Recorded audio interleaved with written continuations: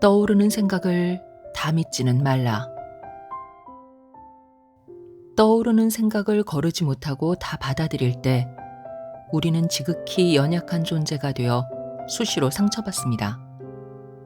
인생의 어떤 영역에서든 마찬가지입니다. 제 상처에 신경 쓰느라 지혜로운 선택도 내리지 못하게 됩니다.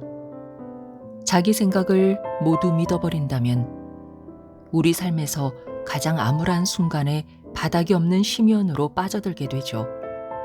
말 그대로 스스로를 죽음으로 몰아넣을 수 있습니다.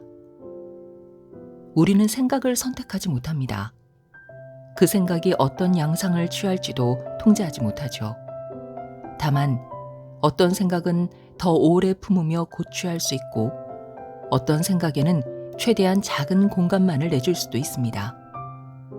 마음속에 불쑥 떠오르는 생각을 막을 방법은 없습니다. 하지만 그 생각을 믿을지 말지는 선택할 수 있습니다.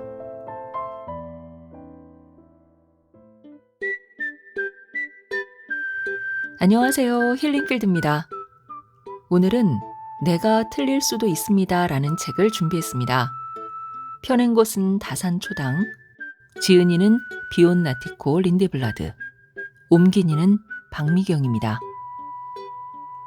스웨덴 출신인 저자는 나이 26에 최연소 대기업 임원의 자리까지 올랐지만 마음 한구석에는 늘 지금 하는 일이 나에게 무슨 의미가 있는 걸까? 라는 생각이 자리 잡고 있었고 무엇을 떠올리든 불안과 걱정, 허탈감과 무력감으로 이어졌다고 합니다. 주변에서 볼 때 그는 완벽한 인생이었지만 정작 본인은 그 완벽한 인생이 결코 행복하지 않았다고 합니다. 그는 과감히 사직서를 냈고 이후 태국 밀림의 숲속사원의 귀의에 나티코, 즉 지혜가 자라는 자라는 법명을 받고 17년간 수행의 길을 걸었습니다. 그리고 승려로서 지킬 엄격한 계율조차 편안해지는 경지에 이르자 46의 나이에 승복을 벗고 다시 속세로 돌아왔죠. 귀속 후에는 사람들에게 혼란스러운 일상 속에서도 마음의 고요를 지키며 살아가는 법을 전하기 시작했고 진정한 자유와 평화에 대한 유쾌하고 깊은 통찰력으로 스웨덴인들에게 많은 사랑을 받았습니다. 하지만 안타깝게도 2018년 저자는 루게릭병을 진단받습니다. 급격히 몸의 기능을 잃어가면서도 사람들에게 용기와 위로를 계속해서 전했던 그는 2022년 1월 망설임도 두려움도 없이 떠난다는 말 한마디를 남기고 숨을 거두었습니다.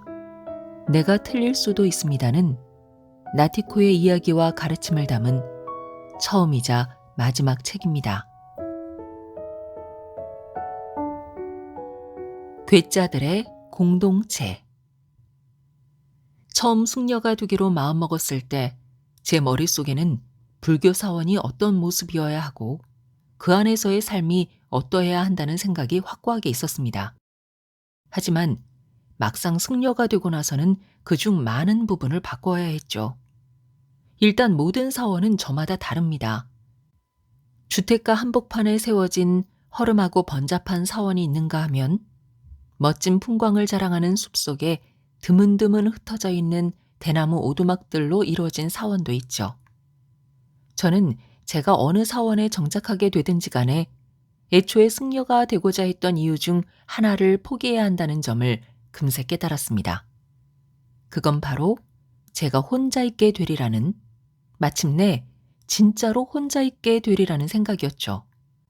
제 자신이 주말도 없이 24시간 사람들과 어울려야 하는 공동체에 합류했다는 사실을 분명히 깨닫는 데는 몇 주도 걸리지 않았습니다.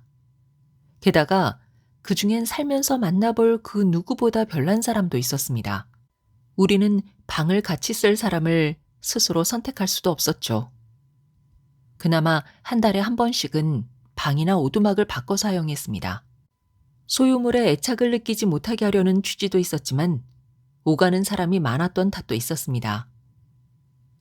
마음에 드는 사람은 사원을 훌쩍 떠나는데 별로 달갑지 않은 사람은 절대 돌아가지 않고 끝까지 버티는 것처럼 느껴지기도 했습니다. 보아하니 이런 사회성 훈련은 수행의 작은 부분이 아니라 그 핵심이나 다름없었습니다. 그것만은 전혀 예상치 못했던 부분이었죠. 이렇게 많은 낯선 사람들과 종일 생활한다는 것은 처음에는 큰 괴로움으로 다가왔습니다. 저는 걸핏하면 다른 승려들과 자신을 비교했습니다. 난 수자토만큼 총명하지 않아. 난 미야나라토만큼 너그럽지 않아. 테자파뇨만큼 진득하지도 않고 찬다코만큼 신중하지도 않아. 비교하면 할수록 괴로웠습니다. 게다가 다들 하나같이 어딘가 마음에 들지 않는 사람뿐이었습니다. 왜 때로 사람들은 그토록 신경에 거슬리는 걸까요? 저는 짜증으로 가득 차곤 했습니다. 어떤 사람도 제가 기대한 것처럼 행동하지 않았고 그때마다 속에서 화가 치밀었습니다. 하지만 시간이 흐르고 나니 무언가가 보이기 시작했습니다. 제가 품었던 모든 반감은 그 누구보다 저 자신에게 고통을 주고 있었습니다. 서서히 그러나 분명히 제 안에서 너그러운 마음이 자라나기 시작했습니다. 사람들을 제 기준으로 판단하지 않고 있는 그대로 바라보는 법을 배웠습니다. 주지 스님은 우리에게 다른 일을 대할 때 이런 식으로 생각하라고 격려했습니다. 우리는 해변에 쓸려온 자갈과 같다네. 처음엔 거칠고 들쭉날쭉하지. 그런데 삶의 파도가 쉼없이 밀려온다네. 우리가 그곳에 머물며 다른 자갈들 사이에서 거칠게 밀쳐지고 비벼지다 보면 날카로운 모서리가 서서히 그러나 확실히 닳게 된다네. 결국 둥글고 매끄러워지지. 그러면 빛을 반사하며 반짝이게 될 걸세. 인간만이 자신과 맞지 않는 다른 존재를 성가시다고 여깁니다. 사람이라면 누구나 겪는 일이죠. 하지만 누군가를 미워하고 불편하게 여길 때 우리는 엄청난 기운을 소모하게 됩니다. 우리의 힘이 줄줄 흘러나갈 구멍이 생기는 것이나 다름없죠. 다행히도 그런 문제를 해결할 방법이 있습니다.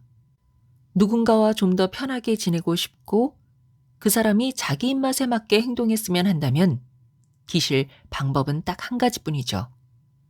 그들을 그 모습 그대로 좋아하는 겁니다. 단지 남들이 이렇게 혹은 저렇게 판단한다는 이유로 진심으로 바뀐 사람이 인류 역사를 통틀어서 한 명이라도 있었을까요?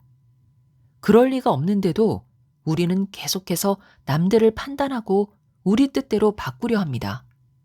거의 떼쓰는 어린아이 같은 집요함으로 그 방식을 고집하죠. 마치 세상이 자기 뜻대로 움직여야 한다고 굳건하게 믿는 것처럼 말입니다. 뜻대로 되지 않으면 좌절하거나 폭발하고 우울해하기도 합니다. 마치 이렇게 말하는 것 같아요. 나는 사람들이 어떻게 행동해야 하는지 알아. 사람들이 내 말을 안 듣는다고? 그럼 나 자신이라도 마구 괴롭힐 거야. 우리는 우리 자신을 너무 대단하다고 착각하는 경향이 있습니다. 사람들은 저마다 민감한 감지기가 있어서 누군가가 자기를 경계하거나 거리끼는 마음이 있으면 금세 감지할 수 있습니다. 그런 낌새를 감지한 사람은 자신감이 떨어지고 기분도 상합니다. 마음을 잘 열지 않게 되는 동시에 다른 사람의 감정에도 그다지 신경 쓰지 않게 됩니다. 그 반대도 마찬가지입니다. 우리의 감지기는 누군가가 이렇게 생각할 때도 금세 감지할 수 있죠. 안녕?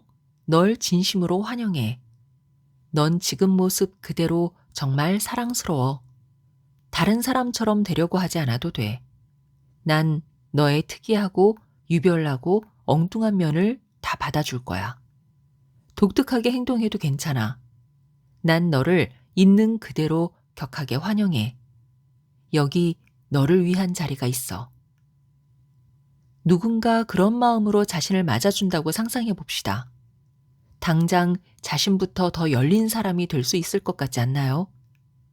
우리가 서로를 있는 그대로 받아들일 때, 그리하여 모두 본연의 모습대로 살아갈 수 있도록 허락할 때 인생은 크게 달라집니다. 각자의 강점과 재능을 발휘하면서 앞으로 나아갈 기회를 더 나은 모습으로 발전할 기회를 서로 상대에게 줄 수 있습니다. 남들이 우리를 있는 그대로 받아준다고 느끼면 우리 또한 남들을 더 너그럽게 대하기 쉽습니다. 주변을 더 공감하는 자세로 관찰하고 또 그들과 소통하며 살아갈 수 있게 됩니다. 공동체 속에서 살다 보면 이처럼 서로 상대를 받아들이고 함께 살아가는 자세가 가장 중요한 고민거리가 되기 마련입니다. 마음을 수련하고 영적으로 성장하고자 전념하는 공동체라면 더욱 말할 것도 없죠. 처음엔 무척 불쾌했던 사람이라도 꺼림칙하게 여기는 제 마음을 해결하고 나면 오히려 깊은 애정으로 바라보게 되곤 했습니다. 어떤 오클라호마주 출신의 승려는 무려 4년 동안이나 저를 몹시 싫어했습니다. 매일매일 조금도 감추지 않고 쉬지도 않고 싫은 마음을 어떻게든 드러내곤 했습니다. 지나고 보니 삶이란 참 역설적이다 싶습니다. 저는 늘 남들이 저를 어떻게 생각하는지 지나치게 신경 쓰며 살았습니다. 젊은 시절 제가 그토록 열심히 일했던 것도 그 때문이었습니다. 어쩌면 제게는 그처럼 저를 미워하는 사람이 필요했던 겁니다. 누군가가 저를 미워할까봐 그토록 두려워했는데 이유도 모른 채 그리 긴 시간 동안 끊임없이 미움을 받고 나니 그제야 모든 사람에게 호감을 사려고 애쓰는 게 얼마나 무의미한지 깨우친 것입니다. 이처럼 공동체 생활은 그 자체로 일종의 수행이었습니다. 사원에서 생활하기 시작하자마자 마음에 들었던 것은 포용성이었습니다. 누구나 수행을 하기 원한다면 시작할 수 있다는 점이 무척 마음에 들었습니다. 똑똑하지 않아도 학교에서 좋은 성적을 받지 못했어도 정신적으로 남달리 성숙하지 않아도 승려가 될 수 있다는 점이 좋았습니다. 오직 선의를 갖고 최선을 다하면 누구나 이 공동체의 일원이 될 수 있다는 것이 제 마음을 샀습니다. 숲속사원의 전통적인 문화는 합의를 기반으로 합니다. 함께 지내는 승려들은 서로 상대에게 다음과 같은 마음가짐으로 임해야 합니다. 나는 당신과 함께 협력할 준비가 되어 있습니다. 당신은 완벽하지 않아도 됩니다. 지적으로 뛰어나지 않아도 됩니다. 설사 내가 당신을 좋아하지 않더라도 괜찮습니다. 그래도 나는 당신과 함께 협력할 준비가 되어 있습니다. 기본적으로 모든 걸 함께 하겠다는 각오가 서야 사원에서 순조롭게 생활을 영위할 수 있습니다. 모든 울력, 즉 여러 사람이 힘을 모아 일하면서 게으름을 몰아내는 수행은 한 가지 원칙에 따라 이루어집니다. 바로 무엇을 하든 열과 성을 다해야 한다는 것입니다. 사원에서는 어떤 활동이 다른 활동보다 더 유익하거나 중요하지 않습니다. 동네 병원의 간호사들에게 설법하는 일이 마당을 쓸거나 설거지하거나 뒷정리하는 일보다 더 낫거나 멋지지 않습니다. 수행 생활이 스웨덴을 떠나기 전에 생각했던 것처럼 풀리지는 않았더라도 수행자의 삶이 마땅히 그래야 하는 대로 풀려갔습니다. 우리는 그렇게 함께 사는 법을 배웠습니다. 그 해변에 머물며 쉼없이 밀려오는 파도에 서로 부딪히면서 날카로운 모서리를 갈고 닦아 점점 둥글둥글해졌습니다. 몹시 거슬리는 한마디. 사랑하는 이들 곁에 영원히 머물 수 없음을 진정으로 이해하려면 죽음을 가까이에서 접해야만 하는지도 모릅니다. 물론 머리로는 우리 모두 언젠가 죽으리라는 사실을 잘 알죠.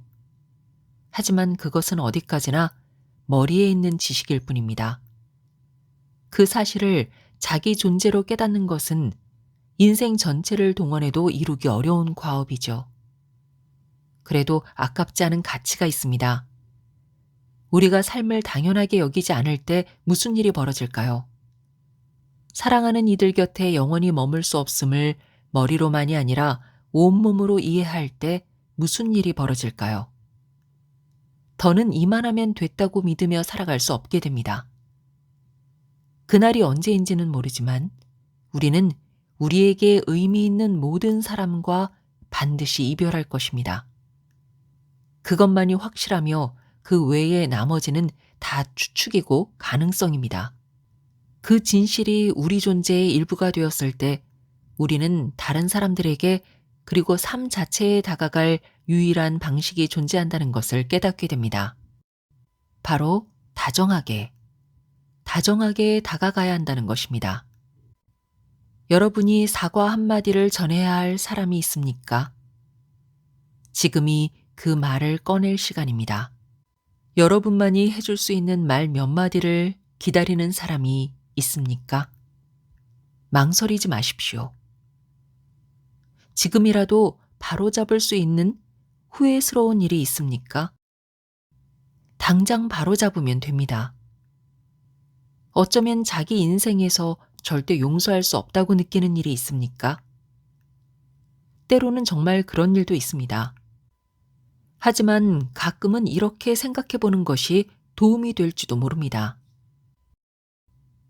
만약 여러분이 그들과 똑같은 DNA와 똑같은 업보와 똑같은 성향을 타고난다면, 여러분이 그들과 똑같은 방식으로 자라고 똑같은 주변 사람들 속에서 똑같은 일을 겪으며 살았다면, 어쩌면 여러분도 그들과 똑같이 행동했을지도 모릅니다. 세상에는 이해의 수준을 넘어선 악이 존재합니다. 제가 지금 이야기하는 건 그런 것이 아닙니다. 평범한 우리의 삶에서도 악질적이고 양심 없는 행위들이 있습니다. 그런 행위들은 심판받거나 비난받아야 마땅하죠. 그러나 그 행위를 저지른 사람에게까지 완전히 마음을 닫는 건 다른 문제입니다. 사람과 행위를 분리할 줄 알게 될 때 진정 영혼이 멀리 왔다고 말할 수 있습니다. 모든 사람과 모든 것을 따뜻하게 포용하고자 하는 마음 상태는 아름다운 것입니다. 그렇게 되고자 다른 사람에게 너그럽고 부드럽게 대한다고 해서 내가 겁쟁이가 되는 것은 아닙니다. 사람들에게 관대하고 넉넉한 사람이라도 의도적으로 상대가 자기를 속이고 선을 넘는 행동을 할 때 얼마든지 단호할 수 있죠. 사람과 행위는 얼마든지 분리할 수 있습니다. 혹시 이 말이 몹시 신경에 거슬리나요? 절대 다시 받아들일 수 없는 누군가가 이미 존재합니까? 당연히 그럴 수 있습니다. 화해와 용서는 쉬운 일이 아닙니다. 하지만 차분한 상태에서 그 분노와 미움이 자신에게 어떤 영향을 끼치고 있는지 돌아보았으면 합니다. 여러분의 마음을 누군가에게서 완전히 닫아버릴 때 무슨 일이 일어날까요?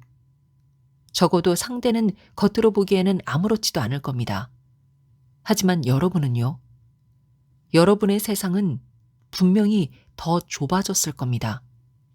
지금 여러분의 마음에 억울함의 씨앗을 심은 것입니다. 누군가를 밀어내려면 마음 어딘가에서 그 사람에 대해 끊임없이 생각해야만 합니다.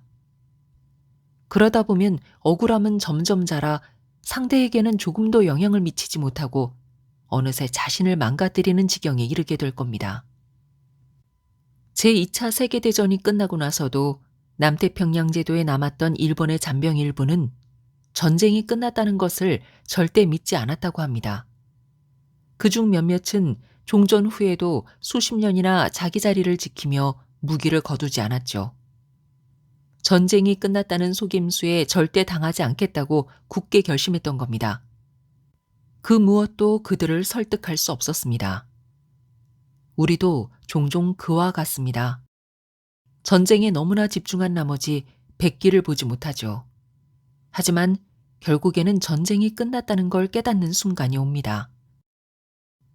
그때가 되면 이미 너무 긴 세월이 지났을지도 모릅니다. 우리에게 가장 중요한 것은 자기 자신과 화해하는 겁니다. 거기에 도달하면 갑자기 굉장히 많은 것들이 알아서 제자리를 찾아갈 겁니다. 전쟁이 끝났다. 백기를 흔들라. 화해는 그때부터 시작됩니다. 다른 사람이 먼저 용서하거나 화해를 청하기까지 기다린 다음 나아갈 수는 없습니다. 모든 것은 여기에서 시작됩니다. 그리고 끝납니다. 용서라는 말을 생각하면 출가 초기에 겪었던 사건이 하나 떠오릅니다. 부당함을 겪었을 때 느끼는 억울함과 분노가 어떻게 작동하며 그런 감정을 어떻게 놓을 수 있는지를 보여주는 일화죠. 매년 1월 우리 사원의 설립자이자 널리 존경받는 아잔차 스님을 추모하는 행사가 열렸습니다. 전통에 따라 우리는 큰 스님의 기일을 매년 기념했습니다.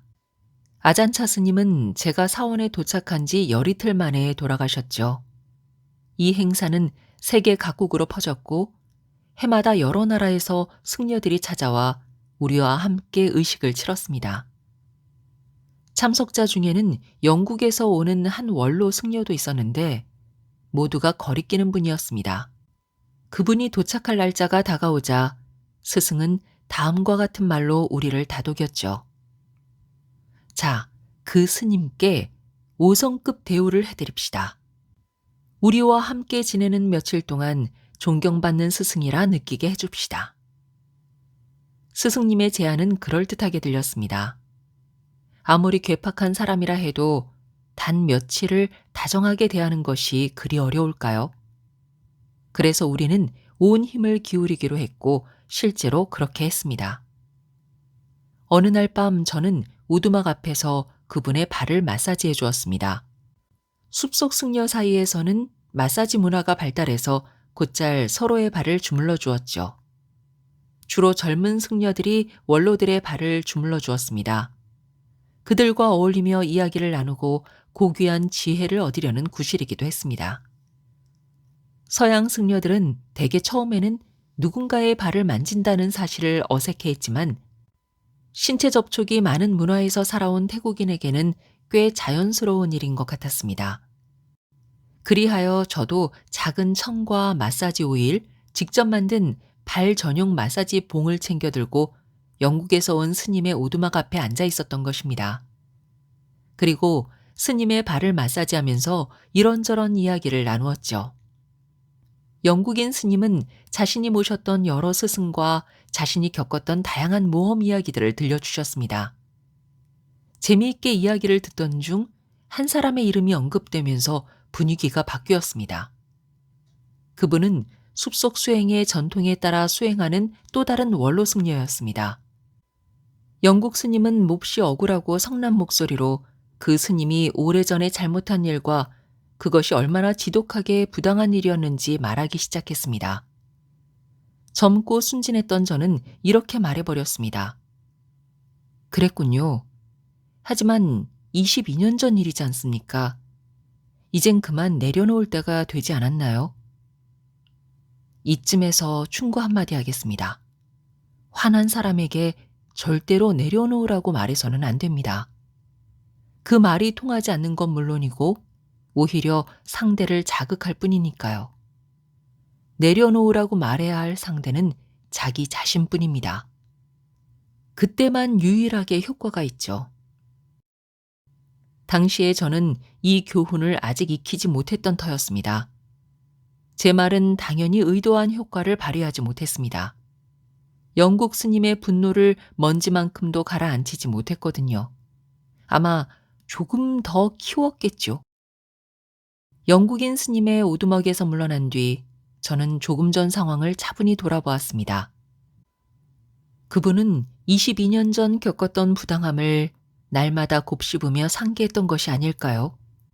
아니면 그처럼 어제 일인 양 생생하게 기억할 수 없을 것 같았습니다. 스님의 억울함은 언제나 온라인이어서 하루 24시간 일주일 내내 클릭 한 번이면 즉시 되살아났던 것입니다. 여기서 한 가지 주목해야 할 가치가 있습니다. 이 일화는 용서가 어떻게 자유를 얻는 비결일 수 있는지를 보여줍니다. 이미 벌어진 일을 수용해야 하는 것은 단지 더 훌륭한 사람이 되기 위해서가 아닙니다. 수용의 태도가 우리의 마음에 어떤 감정이 머물게 할 것인지, 그리하여 우리의 정신을 어떻게 건강하고 온전하게 지킬 것인지를 결정합니다. 숲속 사원에서 제가 아주 좋아하는 사람 중 태국인인 루앙 폰둔 스님이 있었습니다. 스님은 대단히 총명했고 명상에도 조예가 깊었죠. 당시 태국 국왕과 왕비도 루앙폰돈 스님의 제자여서 보시하고 이야기도 나누고자 정기적으로 사원까지 찾아왔습니다. 한 번은 국왕이 스님에게 정중한 목소리로 물었습니다. 루앙폰돈 스님도 화난 적이 있습니까? 불교에서 평정심은 때로 깨달음의 척도처럼 여겨지기에 다소 민감한 질문이었습니다. 감정에 쉽게 휩쓸리지 않고 큰일 앞에서도 동요하지 않는 이들은 존경의 대상이었습니다. 루앙 폰든 스님은 미 디테 마이아오 라고 대답했습니다. 화가 나긴 하지만 그 화는 아무것도 차지하지 못합니다 라는 뜻이죠. 이 이야기는 우리의 내면이 떠오르는 모든 감정을 품을 만큼 매우 깊고 넓을 때 삶이 어떤 모습일지 보여줍니다. 그렇다고 어둡고 부정적인 감정을 모두 피하라는 말이 아닙니다. 다만 그런 감정이 곧 우리 자신이라고 믿지 않길 바랍니다. 그것이 내면을 전부 차지하고 물들이게 두지 말길 바랍니다. 그런다면 분노나 억울함도 시기와 미움도 더는 우리를 해치지 못하고 곧 후회할 일을 저지르게 하지도 못합니다. 지금까지 숲속 현자가 전하는 마지막 인생 수업, 내가 틀릴 수도 있습니다 였습니다. 마음의 평정을 찾고자 할 때 마음속으로 3번만 되뇌어 볼까요? 내가 틀릴 수 있습니다. 내가 틀릴 수 있습니다. 내가 틀릴 수 있습니다. 끝까지 힐링필드와 함께 해주셔서 감사합니다. 건강하세요.